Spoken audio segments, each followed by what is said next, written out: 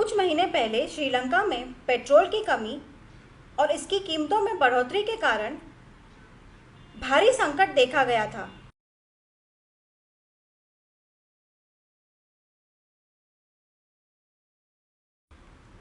बिजली के बिल, भोजन की कीमतें बढ़ी और आवश्यक वस्तुओं की कीमतें आसमान छू गई। नागरिक तंग आ गए।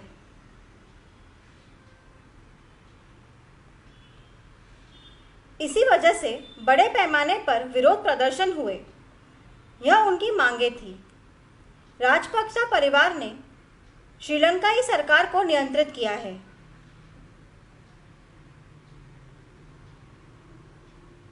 गोटबाया राजपक्सा राष्ट्रपति है और महिंदा राजपक्सा प्रधानमंत्री है।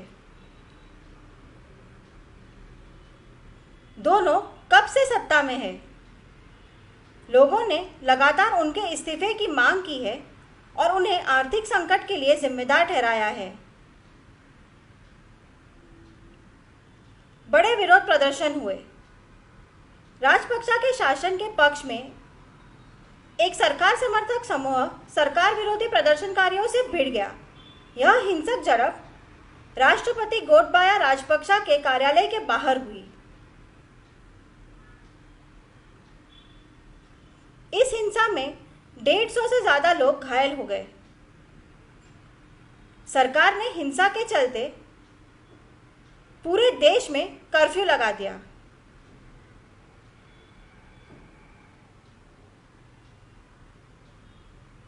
प्रधानमंत्री महिंदा राजपक्सा ने 9 अप्रैल 2022 की शाम को अपने पद से इस्तीफा दे दिया।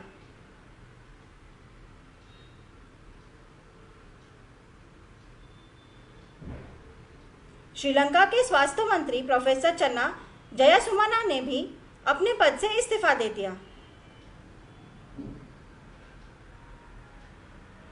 कई शांतिपूर्वक प्रदर्शनकारी जो उनके इस्तीफा की मांग कर रहे थे,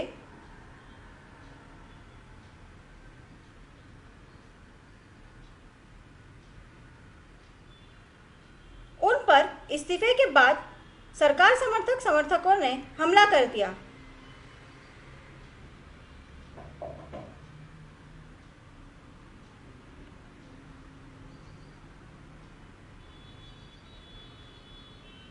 पुलिस ने प्रदर्शनकारियों को नियंत्रित करने के लिए आंसू गैस के गोले भी दागे।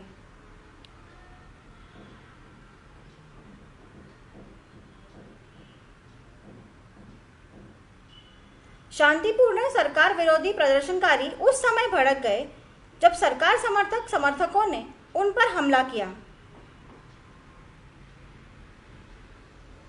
मारपीट में कई वाहनों पर भी हमला किया गया।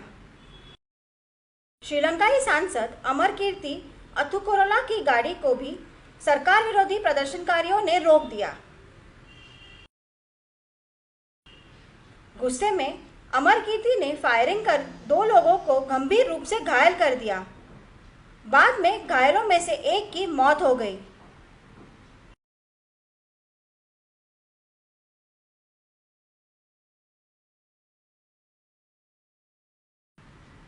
सांसद मौके से भाग गया और पास के एक इमारत में शरण ले ली। हजारों लोगों ने इमारत को घेर लिया और फिर सांसद ने अपनी ही रिवॉल्वर से अपनी जान ले ली।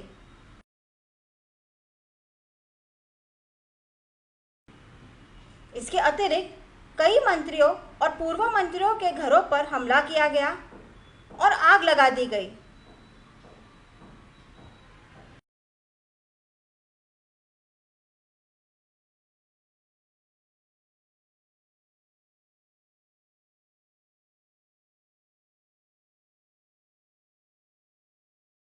उन्होंने श्रीलंका के हम्बनटोटा में गोटबाया भाई के परिवार के घर को भी आग के हवाले कर दिया।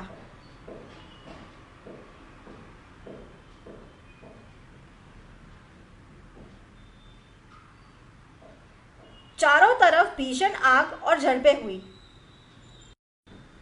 कल से शुरू हुए संकट के बढ़ने से सोशल मीडिया पर लोग हैरान रह गए।